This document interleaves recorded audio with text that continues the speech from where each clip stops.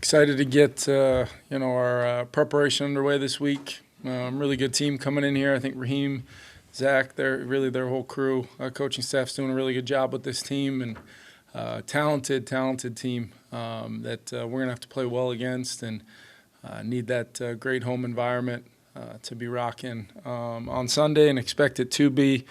I'm coming off of, I thought they were a huge reason late in the game coming to life there, giving us the kind of juice they did to really make it hard on our opponent the other day. It's huge by our fans. Just quickly before we get going, did want to highlight, saw on social media that, Randy Moss put out kind of a message in regards to something he's got going on. And I just want to, on behalf of the whole Minnesota Vikings organization, just send him our well wishes and support. We love Randy and know our fan base feels the same way. Really revered by all Vikings fans and really by all NFL fans, the Hall of Famer that he is. And I just want to let him know that we're here for him, here from Egan, and we always got his back. So just well wishes and support to him. Kevin, how much experience and time did you have with Randy in your league? Yeah, I remember my first practice, I think I threw a pat and go ball to him. Kind of got to him a little end over end, and I think instead of catching it, I think he spiked it down on the ground like it was a he was, my locker was right near his for my whole time there. Just always just was so wildly impressed by the way he prepared, just how much the game meant to him. He loved playing football. He was a great teammate, to everybody in that locker room, and his energy, infectious energy, really made us a better team and made players around him better. So he's, one of the greatest to ever do it, clearly, Hall of Famer. And, it's always, as a young player, to be around not only Tom but Randy early in my career, and Coach Belichick. I couldn't have been exposed to any higher level of football at that point. So had a huge impact on me. Kevin, what was your relationship like with Raheem Morris? Yeah. When you were with him, and what do you his strengths as a coach? Yeah, I'm very close with Raheem. He came in, that year that we were together. We won the Super Bowl, and I remember just his consistency. Has an unbelievable way about him with the players, energy, enthusiasm. He always seemed to have more energy than anybody else, and even on days where you were trying to find it, Raheem had some extra to give out. So always had a positive impact on everybody. I thought it was a really cool thing for me, in my coaching journey, to be around somebody like that, a former head coach that, was coordinating and kind of just seeing the leadership that he had, but yet how he played so well off of Sean and the principles of our organization. I thought that was something that really stayed with me, and I was really excited for him that he got that opportunity, and with a great organization, and a lot of folks coaching for him that I know well, and that's where, I know it's going to be a heck of a challenge. He's going to have his team ready to go. As a coach, Kirk Cousins better than probably anybody, which means you know what his strengths are, but you also know what gets under his skin. Is there anything in your game plan that you would do that would take advantage of that knowledge? I have tremendous respect for Kirk. One of the players, throughout my journey as a coach, that either coaching him in Washington in 2017 or being very fortunate to get 2 years with him here. I just know how impactful of a player he is, from what he's doing right now as far as his preparation for the game, and how he's done a really good job with that group of skilled players, and kind of getting a lot of guys involved and running the show, and what is a new offense.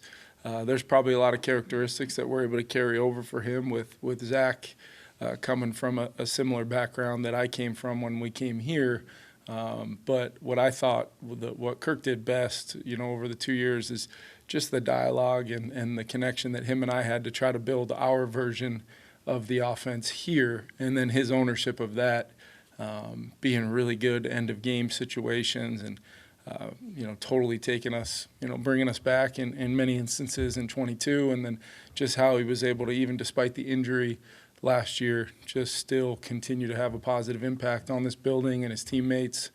So it's going to be a challenge. He's going to be very accurate. He's going to throw with great timing and rhythm. He's going to get the ball out, and when he does, it's going to be going to the right guy. And we got to be, all 11 mentality every single snap because, he can easily put together the type of performance where he can have you scrambling on defense from a coverage standpoint, being a play ahead, all those things. So we got to do a really good job with the principles of our defense that we feel very strongly about and know that they're going to have a plan for it.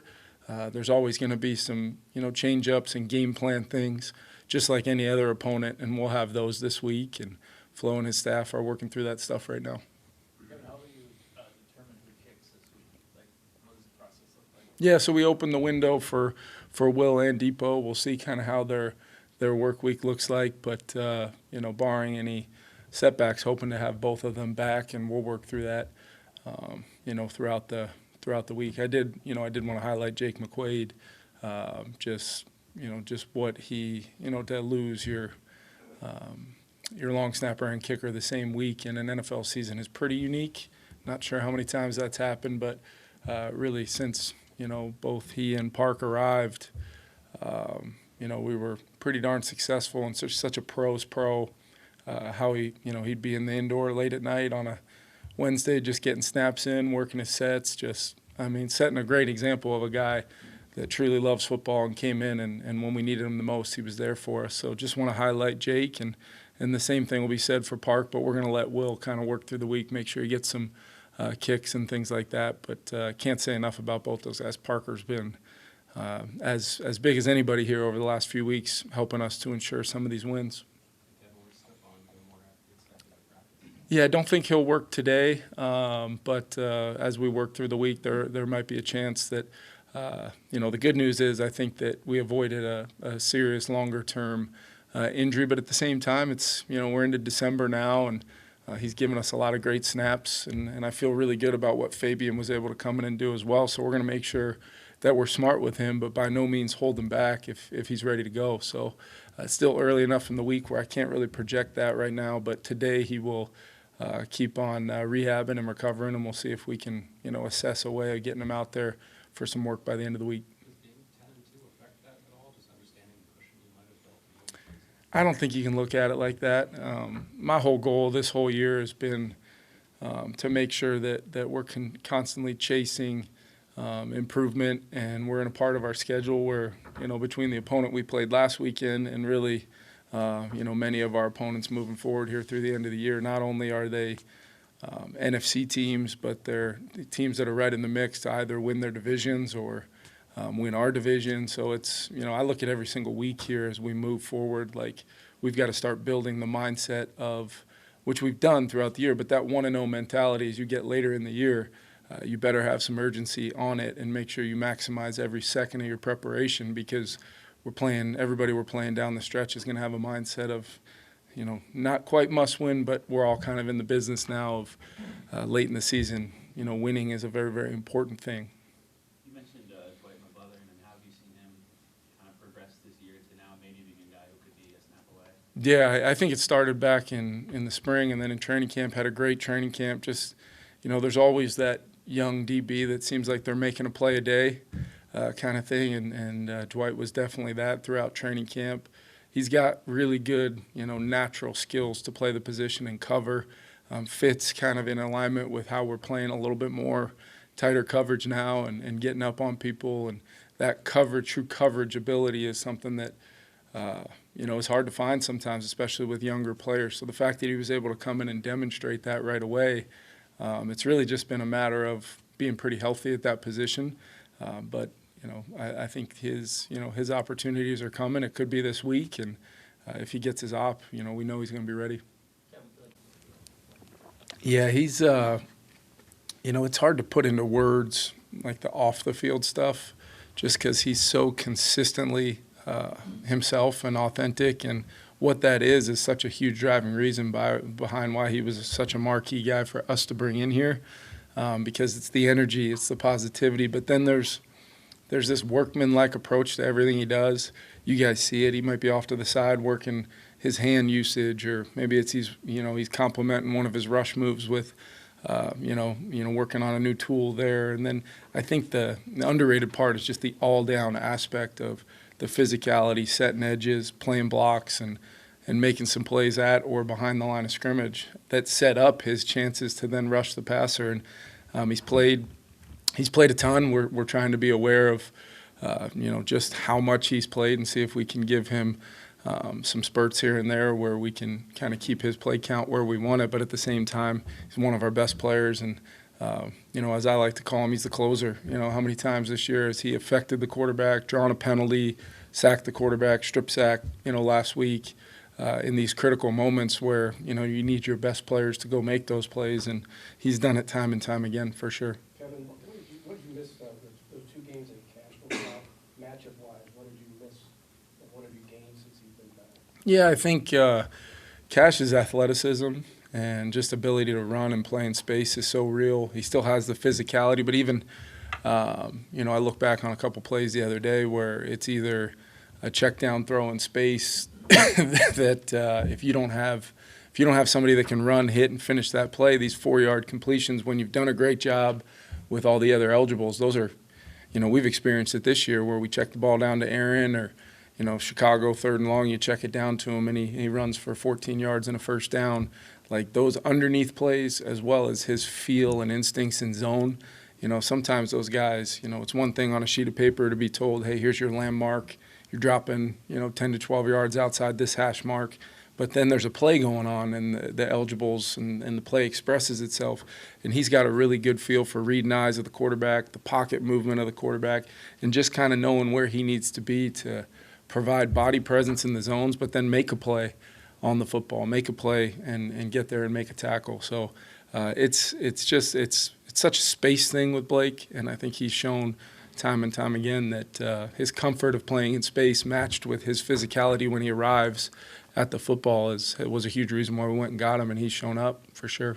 Yeah, but with Bernard, he directly sort of traced his last couple of plays and chasing down Murray to like his off-season workouts. Yeah.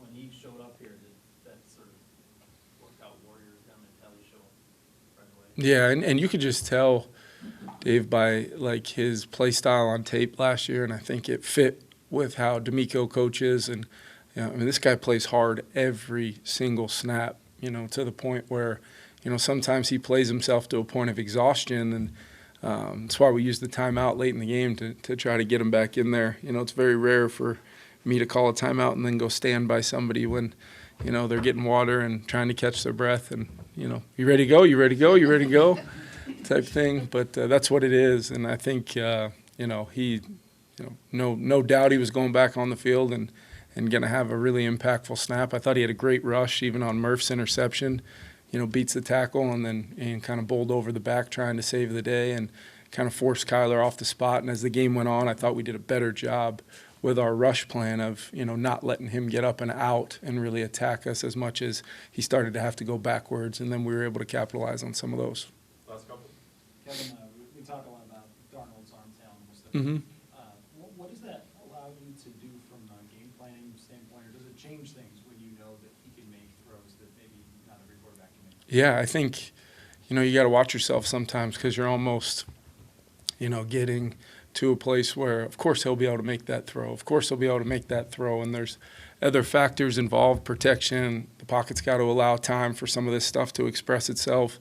So it's a good mix. But at the same time, like I thought, he had some really nice completions, just simple underneath the coverage early. And then he hits Justin, on an in-cut and kind of the intermediate part of the zone. And then we kind of, figured out as the game went on where kind of the holes in the coverage may be. And sometimes it was a moving route through that area. Sometimes it was our receivers doing a great job coming back to the football through kind of, through the zones. And then Sam anticipating those windows and then having the ability to drive the football, layer the ball up and over to Jordan on that bench cut. So there was just countless examples. And then you get to a simple play to try to win it. And it's 1 foot in front of the numbers to Aaron. Aaron makes a great catch and walks in the end zone. And sometimes you can take for granted, even me calling the plays, just the pitch and catch value of what Sam's brought this year, and then the plays and the rapport he has with the guys catching the football has been really fun to watch, just slowly build, and we make a few more plays, and now we're kind of at the point where, there's an expectation from our guys that we're going to go out and make enough plays in the passing game to win the game, and we feel good about, the volume of runs we've gotten off this year, but it's still going to be about here December football, a good mixture of both, and marrying up the run and the pass to try to generate as many of those easy ops, quote unquote easy, that Sam certainly makes look that way. What do you think of John Robinson coming out of college? Yeah, I thought he was fantastic. I mean, his tape was really, really good. I remember really watching a couple times him and Gibbs, and just really thinking, either one of these guys are going to be incredibly impactful. He's a tough runner. He's a really, really good wide zone runner, and that's, what they specialize in, running those, truly trying to attack the C gaps. And he's got a great feel for when to put his foot in the ground, when to bounce it. He can run through arm tackles kind of at that moment of truth that you get sometimes on those zone plays where one guy might be able to get there, but if he doesn't make the play, it's going to be an explosive run, and that's what Bijan does a ton of. I think he's got really good hands. He's got good feel as a route runner, and so you can just tell, Zach's just trying to find as many ways to get him the ball in space as they possibly can, and he's everything I expected him to be. He's been that and more, and I think he's consistently getting better too, even in his feel of their run scheme and the speed of the game and making his decisions off his reads. So we got to set edges, we got to defeat some blocks, and we got to play the cutback. And it's simple principles, easier said than done sometimes. So what have you thought of Darnell Mooney on tape and what they've done with him there? Yeah, I've been a fan of his since he came out. He was. I remember I was in LA at the time, and Eric Yarber, our receiver coach, shared a cut up with me of his, and by the time I got through it, I was like, this guy can play inside, he can play outside, he's got long speed, he's got separation skills, he's a really good catcher of the football, and really good after the catch. So I was like, there's not many more boxes to check from a prospect standpoint, and just in that offense with Drake being, a big explosive receiver that can, take the ball right off the top of the backboard as a former basketball player. And then you've got, the tight end, obviously, and you've got Bijan, and you're in a world where you got to have a really, really detailed plan to defend them all. But I think he's shown to be a really good fit and a great pickup by them, because he's fitting in so many different layers of that offense and making a lot of plays. You mentioned December football. What changes in December? I just think you have to deal with the aspect of you've played 12 games, there's been a lot of, these games are physical, the schedule sometimes is more friendly at different times than others, and a lot of time on task has stacked up. So really, December football is about play style, it's about elite communication, so that at this point in the year, technique, fundamentals, you can't let those things slip either. But at this point in the year, if all 11 guys know what to do and the communication's been good, and we're sound with our scheme, and then the play style gets thrown in, good things are going to happen. But you can't let any one of those areas slip, because we experienced it last Sunday, whether it's a protection call, not everybody gets it, it's going to be a catastrophic negative drive-ending play, or who's setting the edge on the defense, and, hey, we went from this defense to that defense, and jobs changed, and the ball snapped. Every single time we don't have all 11 on the same page, this late in the year, that's on us, that's on me. So we're trying as coaches to make sure we're stressing those things and doing the little things out on the practice field and walkthroughs and meetings to ensure that if we get those things, we feel really confident about the talent level of our guys, the connection of our team and our locker room. Good things are going to happen, and it might not be for 60 minutes just steamrolling people, but we have a belief we're going to find a way to win the game. And that's what I want this team to truly feel down the stretch here, is we're finding a way to find a way. And it's as simple as that. And not every Sunday is going to look the same. It's going to express itself differently, but we're going to do whatever we can, coaches and players, to find a way. Thanks, everyone. Say it first.